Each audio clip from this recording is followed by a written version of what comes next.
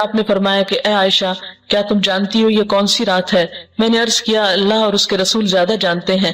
آپ نے فرمایا آج شعبان کی 15ویں رات ہے، اس شب میں اللہ تعالیٰ اپنے بندوں کی طرف نظر رحمت سے دیکھتا ہے، معافی چاہنے والوں کو معاف کرتا ہے، رحم چاہنے والوں کو رحم فرماتا ہے اور بغض رکھنے والوں کو ان کے حال پہ چھوڑ دیتا ہے۔ لیکن اس حدیث کی کوئی بھی اصل نہیں، یہ حدیث جو ہے درست نہیں اور اس پر اعتبار نہیں کیا جا سکتا۔ اسی طرح ایک اور اسی قسم کی حدیث جو عام طور پر آپ اخباروں میں پڑھیں گے اور بہت تحریروں میں ہائی لائٹ کر کے یہ باتیں لکھی ہوئی آپ کو ملیں گی، لیکن اس حدیث کی بھی کوئی حقیقت نہیں ہے، اور وہ کیا ہے؟ حضرت عائشہ نے بیان کیا کہ رسول اللہ صلی اللہ علیہ وسلم نے فرمایا کہ میرے پاس جبریل تشریف لائے تھے اور فرمایا آج کی رات شعبان کی 15ویں رات ہے، اس رات میں اللہ تعالیٰ قبیلہ کلب کی بکریوں کے بالوں کے شمار کے برابر دوزخ سے لوگوں کو آزاد کرتا ہے۔ اس رات میں مشرک کی طرف نظر رحمت سے نہیں دیکھتا، نہ کینہ پرور کی طرف دیکھتا ہے، نہ رشتہ کاٹنے والوں کی طرف اور نہ ٹخنے سے نیچے پائجامہ لٹکانے والوں کی طرف، نہ ماں باپ کے نافرمان کی طرف، نہ شراب پینے والے کی طرف۔ تو اس کی بھی کوئی حقیقت نہیں ہے، یہ بھی بالکل ایک من گھڑت سی حدیث ہے، لیکن چونکہ یہ فضیلت کے باب میں ہے اس لیے عام طور پر لوگ ان کو بے دریغ روایت کرتے رہتے ہیں۔ اسی طرح ایک اور موضوع حدیث انشاءاللہ علوم الحدیث آپ پڑھیں گے تو آپ کو اس کی پوری ہسٹری بتائی جائے گی۔ موضوع حدیث ایک اور بھی ہے کہ آپ صلی اللہ علیہ وسلم نے فرمایا جو شخص 15ویں شعبان کی رات میں 100 رکعتیں پڑھتا ہے تو اللہ تعالیٰ اس کی طرف 100 فرشتے بھیجتا ہے، 30 اسے جنت کی خوشخبری دیتے ہیں، 30 اسے آگ کے عذاب سے امن دیتے ہیں اور اسے دنیا کی بلاؤں سے دور رکھتے ہیں، اور 10 اسے شیطان کے دھوکے سے دور رکھتے ہیں۔ یہ بھی بالکل من گھڑت حدیث ہے اور ناقابل اعتبار۔ اسی طرح ایک اور روایت بیان کی جاتی ہے کہ شعبان کی 15ویں رات میں جو شخص 12 رکعت نماز پڑھے گا، ہر رکعت میں کل ہو اللہ 30 مرتبہ، وہ نہیں مرے گا تا وقت اپنا ٹھکانہ جنت میں نہ دیکھ لے۔ Is it possible کہ کوئی شخص یعنی جنت دنیا میں دیکھ لے؟ کیونکہ حدیث میں آتا ہے کہ وہ ایسی جگہ ہے کہ کسی آنکھ نے اس کو دیکھا ہی نہیں، کوئی دماغ اس کا تصور نہیں کر سکتا، خواب میں بھی کوئی نہیں دیکھ سکتا، تو کہاں یہ کہ وہ دیکھ لے۔ یہ بالکل من گھڑت سٹوری ہے اور ناقابل اعتبار، اور اس کی سفارش اس کے گھر کے 10 جہنمیوں کے بارے میں قبول کی جائے گی۔ آپ خود سوچیں ذرا اس کی حقیقت پر کہ ایک شخص ساری زندگی 5 وقت نماز پڑھتا ہے، صدقہ خیرات کرتا ہے، جھوٹ سے بچتا ہے، حرام سے بچتا ہے، اس کے بارے میں تو کوئی ایسی خوشخبری نہیں سنائی گئی، اور کہاں یہ کہ ایک شخص ایک رات میں کھڑے ہو کر ایک رکعت میں 30 دفعہ قل ہو اللہ پڑھ لے اور اس کے لیے اتنی بڑی بشارتیں کہ وہ دنیا میں ہی جنت دیکھ لے اور 10 گھر والوں کو بچا لے کہ جن کے بارے میں جہنم کا فیصلہ ہو چکا۔ یہ بات تو عقل بھی نہیں مانتی، کہاں یہ کہ اس کے اوپر دین کے اعتبار سے کوئی اعتماد کیا جا سکے۔ پھر اسی طرح ایک اور موضوع حدیث ہے، شعبان کی 15ویں تاریخ کا روزہ 120 سال کے روزے کے برابر ہے۔ یہ بھی مشہور ہے بات، اور یہ بالکل جھوٹ بات ہے، یعنی 60 سال گزشتہ زمانے کے اور 60 سال آئندہ کے، اور یہ چیز بھی قابل اعتبار نہیں۔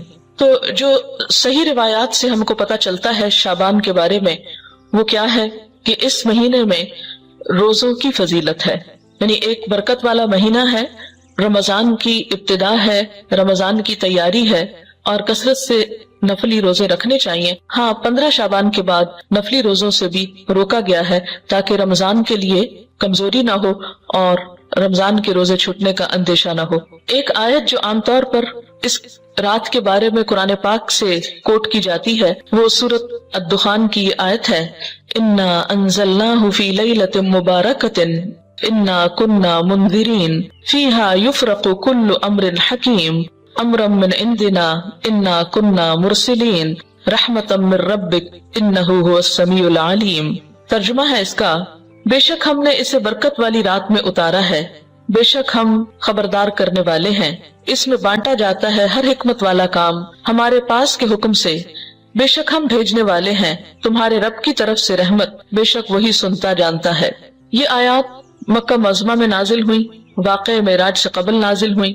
اس وقت 5 وقت نماز بھی فرض نہیں ہوئی تھی، روزے ویسے ہی 2 ہجری میں فرض ہوئے، اور مکہ میں بقی نام کا کوئی قبرستان تک نہ تھا، لہٰذا جو یہ بات مشہور کی گئی کہ اس رات میں فیصلے ہوتے ہیں، اور حضور صلی اللہ علیہ وسلم سے وہ ایک بہت بڑی روایت منسوب ہے کہ آپ صلی اللہ علیہ وسلم بقی والوں کے پاس رات کے وقت گئے اور وہاں پر آپ نے ان کے لیے دعائے مغفرت کی، تو اس کی کوئی بھی حقیقت نہیں ہے۔ بات یہ ہے کہ یہ آیت کیا بتاتی ہے، اس کی وضاحت دیکھیے، اس میں کیا لکھا ہے۔ پہلے یہ بتا دوں کہ اس آیت کے بارے میں لوگوں نے یہ مشہور کر رکھا ہے کہ یہ 15 شعبان کے بارے میں ہے۔ یعنی سورۃ دخان کی آیتیں عام طور پر آپ دیکھیں گے کہ ٹیلی ویژن میں 15वीं शब को मुख्तलिफ प्रोग्राम्स के शुरू में कोट की जाती है, पढ़ी जाती हैं, और लोगों को इस आयत के रेफरेंस से ये बताया जाता है कि ये 15 शाबान है। हालांकि इस आयत का नुज़ूल कब हुआ? मक्का में हुआ, और मक्का में मेराज से कबल। और फिर इस आयत में जो बात पता चलती है वो क्या कि इस मुबारक रात में कुरान पाक नाजिल किया गया। इन्ना अंज़लनाहु फी लैलतिन मुबारकतिन। कुरान पाक ही की एक और आयत से क्या पता चलता है कि कुरान पाक कब नाजिल हुआ? आप बताइए। रमजान में नाजिल हुआ।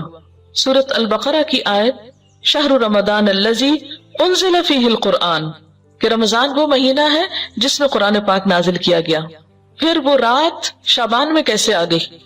फिर दूसरी बात यह है कि सूरत अल कद्र के शुरू में क्या आता है? इन्ना अंज़लनाहु फ़ी लैलतिल क़द्र। हाँ? और लैलतुल क़द्र कौन सी है? वमा अदराका मा लैलतुल क़द्र, लैलतुल क़द्र खैरुम मिन अल्फ़ शहर, तनज़्ज़लुल मलाइकतु वर्रूहु फ़ीहा बिइज़्नि रब्बिहिम मिन कुल्लि अम्रिन सलाम हिय हत्ता मतलअल फ़ज्र। हमेशा से आपको मालूम है कि इस सूरत की जो तफसीर की जाती है वो क्या है कि ये किस रात के बारे में बात है? लैलतुल क़द्र के बारे में। और लैलतुल क़द्र क्या शाबान में होती है या रमजान में? रमजान में। और रमजान की कौन सी रात होती है? इसके बारे में ताकीद से नहीं बताया गया कि कौन सी रात। हाँ, आखिरी अशरे की रात है। और उसकी तफसील कहाँ से पता चलती है? हदीस पाक में है कि एक मर्तबा आप सल्लल्लाहु अलैहि वसल्लम घर से बाहर तशरीफ लाए, देखा कि 2 शख्स बाहम झगड़ रहे थे। आपने उनकी सुलह फरमाई, फिर फरमाया कि मैं तुम्हें एक खैर की बात बताने निकला था, मगर तुम झगड़ रहे थे, इसलिए मैं वो बात बताना भूल गया। सिर्फ इतना याद है कि वो बात ये थी कि वो रात कब है। यानी मैं ये बताने को आ रहा था कि लैलतुल क़द्र कब है, लेकिन तुम्हारे झगड़े की वजह से वो मुझको भूल गई। अब मुझे याद नहीं, बस इतना याद रह गया कि वो बरकत वाली रात रमजानुल मुबारक की आखिरी 5 ताक रातों में से एक थी। अब तुम इसको 21, 23, 25, 27 और 29वीं रातों में तलाश करो। ये बुखारी की रिवायत है। आप सल्लल्लाहु अलैहि वसल्लम इस रात को पाने के लिए रमजान के आखिरी अशरे का एतिकाफ फरमाया करते थे। ये भी बुखारी की रिवायत है। तो इससे क्या पता चलता है कि लैलतुल क़द्र, क़द्र से मुराद क्या है? एक तो कदर, कदर कीमत के मायने में आता है। दूसरा कदर से मुराद तकदीर भी है कि तकदीर के फैसले उस रात में होते हैं, ना कि 15 शाबान की रात को। और फिर आप देखें कि इसमें इन आयतों में जो मैंने आपके सामने सूरत अद-दुखान की पढ़ी है, इनमें आता है फीहा युफरकु कुल्लु अम्रिन हकीम। फीहा से मुराद क्या है? इस रात में युफरकु तकसीम किए जाते हैं, कुल्लु अम्रिन सब काम, हकीम हिकमत वाले, यानी हर किस्म के फैसले इस रात में फरिश्तों के हवाले किए जाते हैं, उनको दे दिए जाते हैं। तो इससे भी क्या पता चलता है कि सूरत अद-दुखान की ये आयत 15 शाबान के बारे में नहीं है, बल्कि लैलतुल क़द्र के बारे में है, जिसमें कुरान पाक भी नाजिल हुआ और जिसमें लोगों की किस्मतों के भी फैसले किए जाते हैं। फिर इसी तरह ये बात है कि आमतौर पर यह कहा जाता है, यानी शाबान के महीने में जो मुख्तलिफ काम होते हैं उनकी थोड़ी सी हकीकत बताना चाहूंगी कि हमारे यहाँ जो चीजें मशहूर हैं उनकी असल क्या है। पहली बात तो ये कि शाबान बाबरकत महीना है, लेकिन इसकी वाहिद बरकत क्या है? रोजे रखे जाएं, आमाल अल्लाह के यहाँ पेश होते हैं। और आप सल्लल्लाहु अलैहि वसल्लम ने क्या फरमाया कि मैं ये चाहता हूँ कि मेरा अमल उस वक्त अल्लाह के यहाँ पेश हो जब मैं रोजे से हूँ। इससे ज्यादा कोई चीज किसी ऑथेंटिक जरिए से हमको नहीं मिलती कि किसी और अमल की भी जरूरत है। हमारे यहाँ ये रात यानी शाबान में खास तौर पर 15 शाबान की रात शब बरात के नाम से मशहूर है, जिसको शब रात कहते हैं। आप देखिए कि इस्लाम में जो अहम दिन आते हैं कुरान पाक और सुन्नत रसूल सल्लल्लाहु अलैहि वसल्लम से पता चलते हैं, उनमें से बाज ये है मसलन यौमुल हज, यौम अरफा जिसको कहते हैं, यौम तरविया जिस दिन हज की इब्तिदा होती, यौम नहर जिस दिन कुर्बानी होती, शहर रमदान जब रोजे रखे जाते, लैलतुल क़द्र जो रमजान ही के आखिरी रातों में से एक है, कुरान जिसमें नाजिल हुआ, ईद उल अधा, ईद उल फित्र, अय्याम 20। अय्याम 20 क्या है? हर महीने के 13, 14 और 15, यानी एक 14वीं से पहले की रात और एक 14वीं के बाद की रात। इनके जो दिन है, यानी 13 का दिन پھر 14 کا دن اور 15 کا دن، ان دنوں میں روزہ رکھنا جو ہے وہ مسنون ہے، یعنی ہر مہینے جو شخص روزے رکھنا چاہے وہ ان 3 دنوں میں رکھے۔ ان کو ایام بیز اس لیے کہتے ہیں کہ ان کی راتیں بھی روشن ہوتی ہیں۔ پھر اسی طرح یوم الجمعہ، اس کی فضیلت آئی ہے، سورۃ الجمعہ بھی ہے، اسی طرح ایام تشریق ہیں، یا کچھ اور دن بھی ہو سکتے ہیں جن کا براہ راست ذکر جو ہے وہ قرآن پاک میں نہیں آیا۔ لیکن شب برات کا نام نہ کہیں قرآن میں آیا ہے اور نہ کہیں حدیث میں آیا ہے۔ شب برات نہ قرآن میں نہ حدیث میں۔ اس کی ایک وجہ تو یہ بھی ہو سکتی ہے کہ اس کا یہ جو لفظ ہے شب، یہ عربی کا لفظ ہی نہیں ہے، یہ کس کا لفظ ہے؟ فارسی کا لفظ ہے۔ اور اگر اس کے آگے رات لگاتے ہیں، شب رات، تو رات بھی عربی کا لفظ نہیں۔ اور اگر آپ اس کے آگے برات لگاتے ہیں، شب برات، تو برات بھی عربی کا لفظ نہیں، یہ شاید سنسکرت کا لفظ ہے جو شادی میں برات آتی ہے۔ بعض لوگ یہ کہتے ہیں کہ اس کا نام شب براءت ہے۔ براءت کہتے ہیں بیزاری کو، جیسے سورۃ توبہ کے شروع میں آپ نے پڑھا براءۃ من اللہ ورسولہ، سورۃ توبہ کی ابتدا اسی سے ہوتی ہے۔ تو براءت کا لفظی معنی کیا ہوتا ہے؟ بیزاری۔ تو اس رات میں کس کی کس سے بیزاری اگر شب براءت کہتے ہیں، حالانکہ براءت کوئی نہیں بولتا، تو یہ اپنی ترکیب کے اعتبار سے بھی کوئی اسلامی ترکیب نہیں ہے، اور نہ ہی کوئی اسلامی اعتبار سے اس کی کوئی فضیلت یا اہمیت یا حقیقت بنتی ہے۔ شب برات جو ہے یا شب رات جو ہے ہمارے ہاں عام طور پر باقاعدہ جشن کی شکل میں منائی جاتی ہے، حالانکہ اسلام میں جشن کے دن صرف 2 ہیں، عید الفطر اور عید الاضحیٰ۔ حضرت انس رضی اللہ تعالیٰ عنہ سے روایت ہے کہ جب رسول اللہ صلی اللہ علیہ وسلم مدینہ منورہ آئے تو ان کے ہاں 2 دن تھے جن میں وہ کھیلتے اور خوشیاں مناتے۔ آپ صلی اللہ علیہ وسلم نے ان کے بارے میں دریافت فرمایا تو آپ کو بتایا گیا مدینہ والوں کی طرف سے کہ ہم جاہلیت کے زمانے سے یہ 2 دن مناتے چلے آ رہے ہیں۔ آپ صلی اللہ علیہ وسلم نے فرمایا اللہ تعالیٰ نے تم کو اس سے بہتر 2 دن عطا کر دیے ہیں، عید الفطر اور عید الاضحیٰ۔ تو شب برات کا جو جشن ہے، یعنی رات کو آتش بازی اور مخصوص قسم کے کھانے پکانا، ان کو اسلام کا ایک حصہ بنا لیا گیا۔ اگر آپ اس کو اپنے کلچر کا حصہ کہیں یا اپنی روایات کا حصہ جو بر صغیر کی ہیں خاص طور پر، تو کوئی بات نہیں۔ مثلاً آپ 14 اگست مناتے ہیں یا آپ 9 نومبر آج منا رہے ہیں، بہت سے لوگ گھروں میں چھٹی کر کے منانے کا ہمارے ہاں ایک ہی طریقہ چھٹی کر لی جائے۔ علامہ اقبال نے دن رات کام کیا تھا اور ہم دن رات چھٹیاں کرنا چاہتے ہیں۔ بہرحال تو وہ آپ کا کیا ہے، ایک لوکل کلچر ہے، اس کا اسلام سے کوئی تعلق نہیں، یعنی 9 نومبر کا اسلام سے کوئی تعلق نہیں۔ اسی طرح اگر آپ 15 کو آتش بازی کرتے ہیں یا حلوہ پکاتے ہیں تو وہ آپ کا لوکل کلچر تو ہو سکتا ہے، اس کا اسلام سے کوئی تعلق نہیں، کیونکہ اس کے بارے میں نہ کوئی تعلیم قرآن پاک سے ہم کو ملتی ہے اور نہ ہی نبی صلی اللہ علیہ وسلم کی سنت سے۔ مثلاً اس رات میں کیا ہوتا ہے، حلوہ پکایا جاتا ہے اور دوسروں کو کھلایا جاتا ہے، مردوں کی فاتحہ دلائی جاتی ہے، چراغاں کیا جاتا ہے، کینڈلز وغیرہ لوگ چھتوں پر جلاتے ہیں، اور اب اس کی جگہ دوسری بجلی کی بتیاں بھی جلائی جاتی ہیں، آتش بازی کی جاتی ہے، گھروں میں خاص طور پر رنگ روغن کیا جاتا ہے، صاف کیا جاتا ہے۔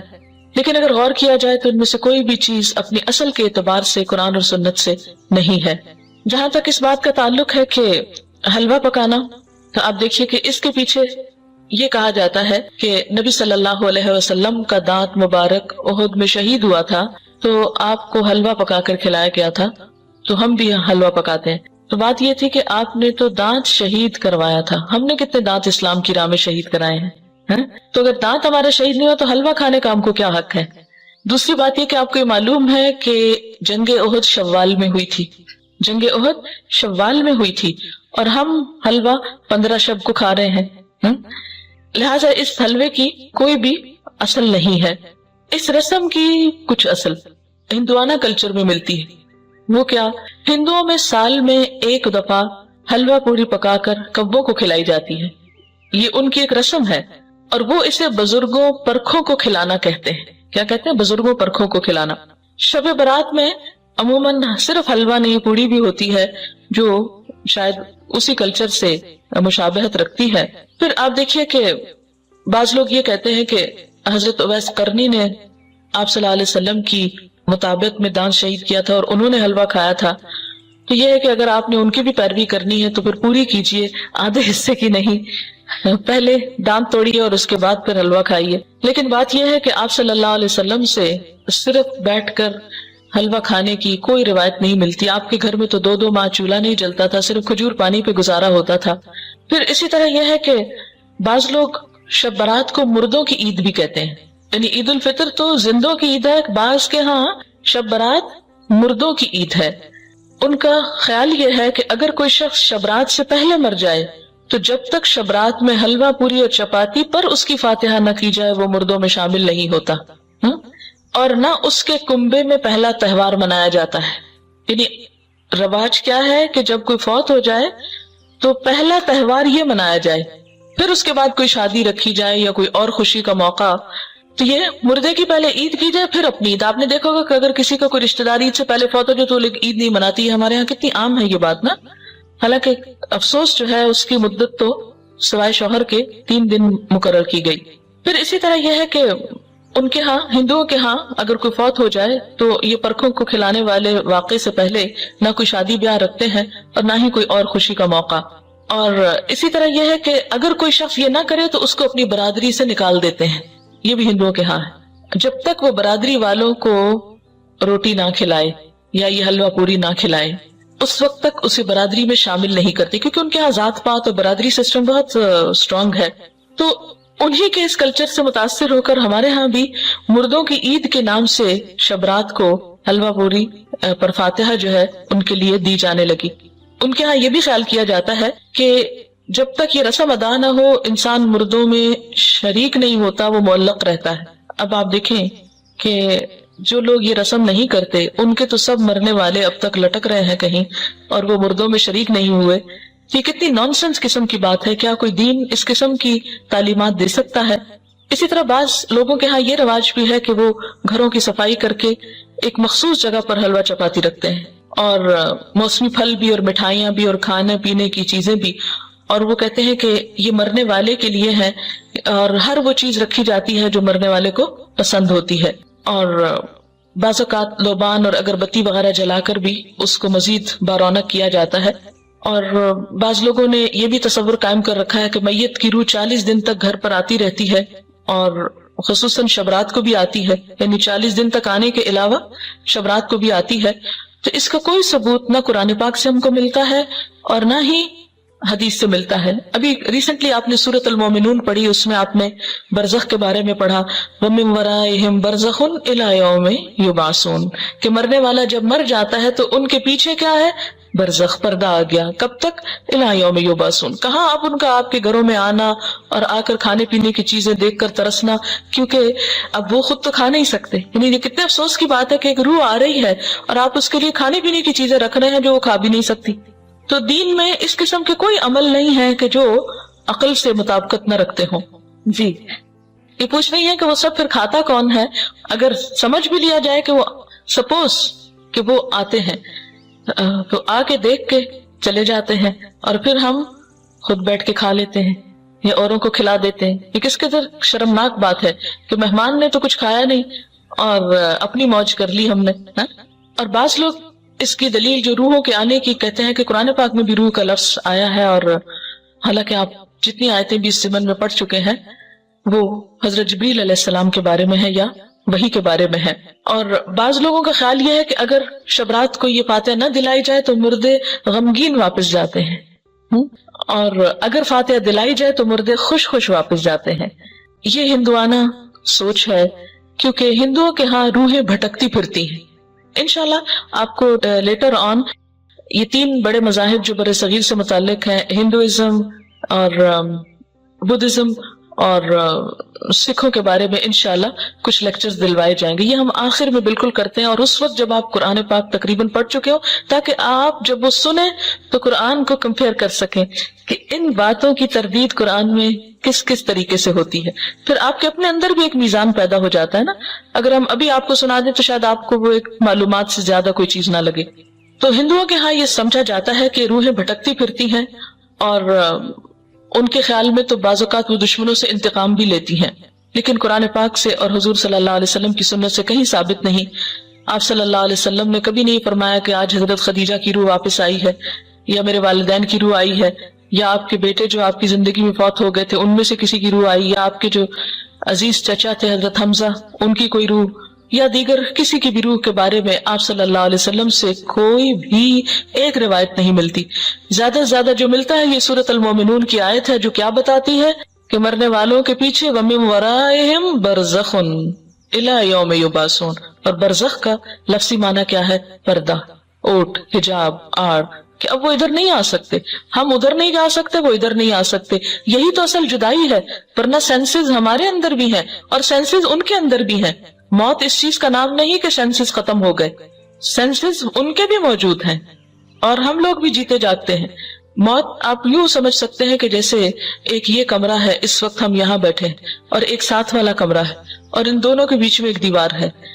اس کا دروازہ کھلتا ہے تو ایک شخص ادھر چلا جاتا ہے۔ موت کا بھی یہی ہوتا ہے کہ وہ ایک مخصوص گیٹ کھلتا ہے اور انسان اس دنیا سے رخصت ہو کے دوسری دنیا میں چلا جاتا ہے۔ موت فنا کا نام نہیں، موت صرف انتقال ہے، ایک جگہ سے دوسری جگہ جانے کا نام ہے۔ یہاں بھی انسان خوشی غم محسوس کرتا ہے اور برزخ میں بھی انسان خوشی غم محسوس کرتا ہے۔ دنیا میں خوشی غم کے اسباب اور ہوتے ہیں، برزخ میں خوشی غم کے اسباب انسان کے اعمال ہوتے ہیں۔ وہاں ان کو خوشیاں ملتی ہیں جو اچھے عمل کر جائیں، یا ان کے پیچھے ان کی اولاد کوئی اچھے کام کرے، یا صدقہ جاریہ کے کچھ کام چھوڑ جائیں تو وہ ان کی خوشیوں کا سبب ہوتے ہیں۔ کیونکہ دنیا میں ہم عام طور پر مال وغیرہ یا لوگوں کے جمع ہونے یا کھانے پینے کی محفلوں میں خوش ہوتے ہیں، جبکہ وہاں پر ایسی نہ کوئی محفل ہے اور نہ ایسے کوئی انتظام ہے اور نہ یہ چیزیں وہاں پر فائدہ دیتی ہیں، جیسے کہ قرآن پاک میں آتا ہے یوم لا ينفع مال ولا بنون الا من اتى الله بقلب سلیم، اس دن نہ مال اور نہ بیٹے کچھ بھی کام نہیں آئے گا سوائے اس کے جو قلب سلیم یعنی سلامت دل لے کر آیا، کہ جس میں صرف اللہ کی ذات جمی ہوئی ہو۔ اسی طرح یہ ہے کہ ہمارے ہاں چراغاں اور آتش بازی کی جاتی ہے، لائٹننگ کی جاتی ہے، یہ بھی بیسیکلی ایک ہندوانہ رسم ہے، اور اگر ہندوانہ نہ بھی ہو ہمیں اس سے بھی کوئی نہیں کہ کس کی ہے اور کس کی نہیں، اس لیے کہ صرف ہندو نہیں تو دنیا بھر میں اب آتش بازی کے شو جو ہیں وہ دیکھے جا سکتے ہیں۔ اسلامکلی ایسی چیزوں کو بہت پروموٹ کرنا، تھوڑا بہت روشنی اور تھوڑی بہت ایسی چیز اعتدال میں، تو وہ کسی حد تک آپ کہہ سکتے ہیں مثلا شادی کے موقع پر اگر اعلان کرنا ہے، کیونکہ لازم ہے نکاح کا اعلان کرنا، تو اس کے لیے اگر کچھ تھوڑی بہت روشنی کر لیتا ہے حدود کے اندر رہتے ہوئے تو کوئی حرج نہیں۔ لیکن جس ملک کا حال یہ ہو کہ اس کی فیکٹریاں آدھا دن بند رہتی ہوں صرف اس لیے کہ بجلی نہیں، وہاں ایک رات میں اتنی بجلیاں ضائع کر دینا، اور خصوصاً میں کراچی میں دیکھتی ہوں کہ راتوں کو جو فنکشنز ہوتے ہیں ان میں بے تحاشا بجلی صرف کی جاتی ہے، اور بعض اوقات محض نمائش کے لیے، یہ کس قدر اسراف ہے۔ دن میں فیکٹریز میں کام کرنے کے لیے بجلی نہیں، اور وہی بجلی ہم محض رات کو دل کی خوشی کے لیے ضائع کر بیٹھتے ہیں۔ یہ ایک قومی نقصان بھی ہے، اور اللہ کے ہاں بھی اس کی پوچھ ہوگی کہ اتنا اسراف آخر کیوں؟ ہر چیز اپنی حدود کے اندر ہی اچھی ہے اور ایک لمیٹڈ ٹائم میں ہی اچھی ہے، اس سے بڑھ جانا جو ہے وہ دنیا اور آخرت دونوں میں نقصان دیتا ہے۔ اور اسی طرح محض آگ جلا کے ختم کر دینا اور اس پر لاکھوں کروڑوں روپیہ ضائع کر دینا، اور اس کے نتیجے میں جو پولوشن پیدا ہوتی، آپ کو معلوم ہے کہ جب بہت آتش بازی ہوتی ہے، کیونکہ اسلام آباد میں ہر سال شاید 14 اگست کو ہوتی ہے، تو اس روز آپ یقین کیجئے کہ ہم لوگ سانس نہیں لے پاتے۔ قریبی جو ایک بہت بڑا پارک ہے فاطمہ جناح پارک، تو اس میں ہوتا ہے، اور اس قدر گھروں تک دھواں آ جاتا ہے کہ کھڑکی آپ کھولیں تو آپ کا دم گھٹنے لگتا ہے۔ کروڑوں روپیہ الگ خرچ ہوا آگ جلانے پہ، اور اس کے بعد جو دھواں بن کے نیچے پورے شہر میں پھیلتا ہے اور کئی بیماریوں کا سبب بنتا ہے، مجھے نہیں سمجھ میں آتا یہ کون سی قومی خدمت ہے۔ اس سے بہتر ہے کہ ہم کوئی بھی ایسا تعمیری کام کریں اس روز کہ جس سے ہماری قوم تھوڑا آگے جائے دنیاوی اعتبار سے بھی۔ بہرحال اپنے خون پسینے کی کمائی کو آگ جلا کر اڑا دینے میں اور لوگوں کو اذیت دینے میں اور محض وقتی صرف ایک ایکسائٹمنٹ میں خرچ کر دینا اسلام کی روح سے میل نہیں کھاتا۔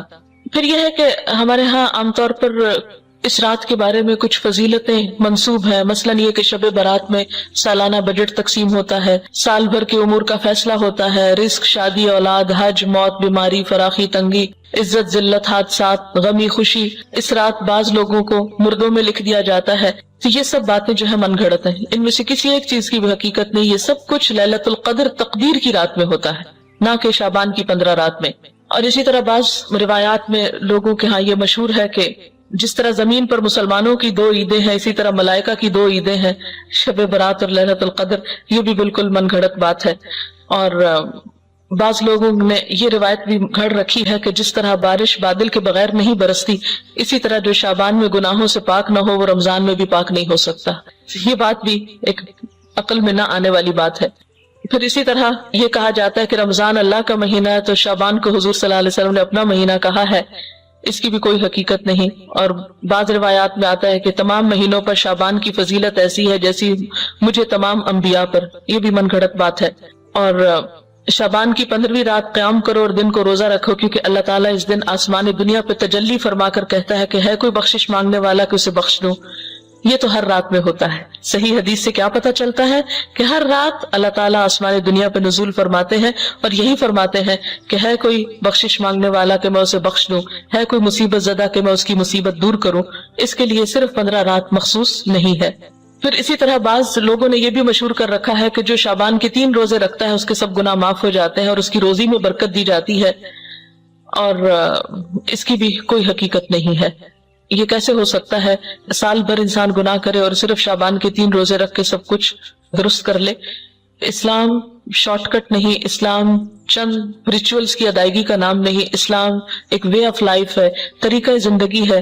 اس میں اللہ کے حقوق بھی ہیں اور بندوں کے حقوق۔ یہ کس طرح ہو سکتا ہے کہ ایک شخص دوسروں کے حقوق پہ ڈاکہ ڈالے، کسی کو تانے دے، کسی کی چغلی کرے، کسی کے گھر میں آگ لگوائے، کسی کو ستائے، کسی کو مارے اور حرام خوری کرے، اور پھر اس طرح کے چند کام کر کے، حلوے پکا کے کھا کے اور چند اور ریچولز ادا کر کے یہ سمجھے کہ اس کے دین کی ساری ذمہ داری پوری ہو گئی؟ ایسی کوئی چیز قرآن کی روح سے تو ہم کو معلوم نہیں ہوتی۔ پھر اسی طرح یہ ہے کہ بعض لوگ 15 شب کو جاگتے ہیں اور صبح روزہ رکھتے ہیں، اور ان کے نزدیک یہ رات کو جاگنا اور صبح روزہ رکھنا جو ہے یہ سارے گناہوں کی معافی کا ذریعہ ہے۔ اس کے بارے میں ایسی کوئی بشارت یا کوئی فضیلت کسی صحیح حدیث میں نہیں آئی۔ ایک ضعیف حدیث میں ایسی چیز ملتی ہے، اس لیے اگر کوئی اپنے شوق سے کسی ایک رات میں جاگنا چاہے تو وہ صرف 15 نہ جاگے، 13 بھی جاگ لے، 14 بھی جاگ لے، یا کوئی اور رات بھی شعبان کی جاگ لے، صرف اسی رات کو مخصوص نہیں کرنا چاہیے۔ عام طور پر لوگ یہ کہتے ہیں کہ کیا فرق پڑتا ہے، کوئی نیکی کرتا ہے تو کرتا رہے، تو ٹھیک ہے وہ ان کی مرضی، لیکن اگر کوئی یہ سمجھے کہ اس نیکی سے میرے سارے گناہ معاف ہو جائیں گے یا میرے اگلے پچھلے گناہوں کی صفائی ہو جائے گی، تو ایسی کوئی توقع نہیں رکھنی چاہیے۔ وہ تو یہ بھی ہو سکتا ہے کہ آپ کسی بھی وقت اللہ سے رو کر دعا مانگے تو ہو سکتا ہے پچھلے سارے گناہ معاف ہو جائیں، لیکن اس رات کے بارے میں ایسی کوئی صحیح حدیث جو ہے وہ نہیں ملتی۔ آپ دیکھیے کہ یہ سب چیزیں بیان کرنے کا مقصد کیا ہے؟ مقصد یہ نہیں ہے کہ لوگوں کو ایک نیکی سے ہٹایا جائے، مقصد یہ ہے کہ لوگوں کو خود ساختہ بوجھ سے نکالا جائے۔ جب ہم دین میں کوئی چیز خود ایجاد کرتے ہیں، خود اس کی فضیلت بنا لیتے ہیں، اس کی پابندی کرتے ہیں، تو بسا اوقات ہم اپنے اوپر ناروا بوجھ ڈال لیتے ہیں۔ یہود و نصارہ کے ہاں اپنے روحانی تزکیے کے لیے کچھ عبادات انہوں نے خود سے خود گھڑ لی تھی جو اللہ کی طرف سے ان پر عائد نہیں تھی۔ آہستہ آہستہ کیا ہوا، وہ اصل عبادات سے بالکل دور چلے گئے اور خود ساختہ عبادات اپنی گردن پر لاد لی، اور نتیجہ کیا ہوا کہ وہ ایک وقت آیا کہ وہ بالکل دین سے بیگانہ ہو گئے۔ آج ہمارے معاشرے میں بھی ہم دیکھتے ہیں کہ جو اصل دین ہے اس سے ہم کوسوں دور ہیں، جو کرنے کے کام ہیں وہ ہم کرتے نہیں، اور جو نہیں کرنے کے کام ان کو ہم بہت پابندی سے کرنا شروع ہو گئے ہیں۔ اس کا نتیجہ کیا نکلا ہے کہ ہم ایسے بوجھ تلے دب گئے ہیں کہ جس نے ہم سے ہمارے فرائض بھی بعض اوقات چھڑا دیے۔ نبی صلی اللہ علیہ وسلم کے آنے کی غرض جو قرآن پاک میں بتائی گئی ہے سورۃ الاعراف میں، وہ کیا ہے؟ وَيَحِلُّ لَهُمُ الطَّيِّبَاتُ وَيُحَرِّمُ عَلَيْهِمُ الْخَبَائِثَ وَيَدَعُ عَنْهُمْ إِصْرَهُمْ وَالْأَغْلَالَ الَّتِي كَانَتْ عَلَيْهِمْ، اور پاکیزہ چیزوں کو وہ ان کے لیے حلال بتاتے ہیں اور گندی چیزوں کو ان پر حرام فرماتے ہیں، اور ان لوگوں پر جو بوجھ اور طوق یعنی پچھلی شریعتوں نے ڈال دیے تھے ان کو دور کرتے ہیں۔ تو نبی صلی اللہ علیہ وسلم نے پچھلی شریعتوں کی سب من گھڑت عبادات کو ختم کر دیا اور صاف ستھرا قابل عمل دین ہمارے لیے چھوڑا، کہ جس میں دن میں 5 نمازیں فرض ہیں، تو سال میں 1 رمضان کے روزے فرض ہیں، اور 1 مرتبہ صاحب حیثیت لوگوں پر زکوٰۃ فرض ہے سال میں، اور زندگی میں 1 مرتبہ حج فرض ہے صاحب استطاعت لوگوں پر۔ اس کے علاوہ کچھ چیزیں سنت کے درجے میں، کچھ نوافل کے، کچھ مستحب کے درجے میں ہے کہ کر لو تو بہت اچھا، نہیں کر سکتے تو پوچھ نہیں، اور کبیرہ گناہوں سے بچنے پر زور ہے۔ پھر صغیرہ گناہوں کو بھی ڈسکریج کیا گیا، بہت زیادہ ریچولز میں لوگوں کو نہیں الجھایا گیا، بہت زیادہ پابندیاں ان پہ نہیں لگائی گئی۔ لیکن جو ہی ہم دین کا نام لیتے ہیں تو ہمارے سامنے کرو اور نہ کرو کچھ ایسی چیزیں آ جاتی ہیں کہ جو अमूमन परेशान कर देती हैं। इसी तरह एक और चीज भी हमारे यहाँ मशहूर है और वो सलामी रोजा है जो शाबान के महीने में रखा जाता है। शाबान के आखिरी दिन इस्तकबाल रमजान के लिए बाज लोग रोजा रखते हैं जिसको सलामी रोजा बोलते हैं। और सलामी इसको क्यों कहते हैं कि रमजान को सलाम कर रहे हैं। ये ना तो हुजूर सल्लल्लाहु अलैहि वसल्लम ने खुद रखा, ना किसी को रखने की इजाजत दी। आपका हुक्म क्या है कि निस्फ शाबान के बाद नफली रोजे मत रखो। हाँ, अगर किसी का फर्ज रहता है कज़ा तो वो रख ले। नफली रोजे रखने से निस्फ के बाद मना किया। उसकी वजह क्या है कि निस्फ के बाद रमजान की तैयारी मकसूद है, क्योंकि रोजे से बहरहाल कमजोरी तो होती है, थक जाता है इंसान। ऐसा ना हो कि शाबान में नफली रख रख के इतना थक जाए कि जब फर्ज की अदायगी का वक्त आए तो बीमार पड़ जाए। फिर इसी तरह बहुत सी चीजें सिर्फ सुनी सुनाई है और आगे बयान होती रहती हैं। और इसके बारे में आप जानते हैं कि आप सल्लल्लाहु अलैहि वसल्लम ने फरमाया कि किसी शख्स के झूठा होने के लिए इतना ही काफी है कि वो हर सुनी सुनाई बात को आगे बयान करना शुरू कर दे। तो हमें कोई भी बात किसी को भी आगे बताने से पहले जरूरी है कि उसकी तस्दीक और तहकीक हो जाए, ताकि खुदा के यहाँ हम जवाबदेह न हो। और आपने वो हदीस भी पढ़ रखी है कि आप सल्लल्लाहु अलैहि वसल्लम ने फरमाया, मन कज़ब अलैहि मुतअम्मिदन फलयतबव्वा मक़अदहु मिनन नार, जिसने जानबूझकर मुझ पे झूठ घड़ा उसको चाहिए कि अपना ठिकाना जहन्नम में बना ले। इसी तरह एक बहुत मशहूर बात जो शबरात से मुंसलिक है वो आप सल्लल्लाहु अलैहि वसल्लम की जन्नतुल बकी में हाजिरी है। हज़रत आयशा फरमाती है कि अल्लाह के रसूल सल्लल्लाहु अलैहि वसल्लम जब मेरी बारी के दिन मेरे घर तशरीफ लाते तो जन्नतुल बकी जरूर जाते। एक दिन मैंने उनका पीछा किया, आप कब्रिस्तान तशरीफ ले गए और मुर्दों के लिए इस्तिग़फ़ार करते रहे। आपका मामूल था कि हफ्ता अशरा में कब्रिस्तान जाया करते थे, लेकिन 15वीं शाबान को खास तौर पर कब्रिस्तान जाना आपसे कहीं भी साबित नहीं। यानी ये आप रूटीन में जाते थे, मखसूस यानी खास तौर पर 15वीं शाबान के लिए बात नहीं आती। जिन रिवायात में है वो ज़ईफ है या मौजू रिवायात है। इसलिए हमारे यहाँ जो आमतौर पर रवाज है कि 15वीं शाबान को लोग रात के वक्त बाज़ वक़्त कब्रिस्तान जाते हैं, वह कब्रों पे चरागा करते हैं या खास किस्म के अमल करते हैं, तो ऐसी कोई चीज जो है नबी सल्लल्लाहु अलैहि वसल्लम की सुन्नत से साबित नहीं। जो साबित है वो क्या है कि गाहे बगाहे आप जाते थे, खुसूसन मर्द हजरात को जाना चाहिए। आप सल्लल्लाहु अलैहि वसल्लम ने कब्रिस्तान जाने के लिए क्या फरमाया है कि कुन्तु नहैतुकुम अन ज़ियारतिल क़ुबूर फ़ज़ूरूहा फ़इन्नहा तुज़हिदुद दुनिया व तुज़क्किरुल आखिरा।